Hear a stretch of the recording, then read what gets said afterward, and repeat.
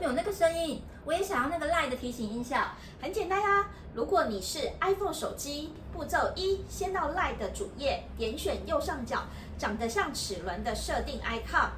步骤2，页面往下滑，点选进入提醒的选项。步骤3，再点选提醒铃声，就可以选择 LINE 的欢乐版或 LINE 的悄悄话版的音效咯。原来如此，那如果是 Android 手机呢？如果是用 Android 手机的话，步骤1一样先进入到 LINE 主页的设定，接着点选提醒。步骤2，点击下方的讯息提醒。步骤3，点击声音就能更换 LINE 的提醒音效咯。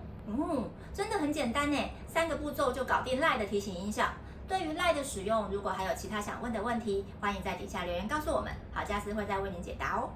如果大家觉得好家私的教学有帮助的话，请记得帮我们按赞或订阅。我们是好家私，下次再见，拜拜。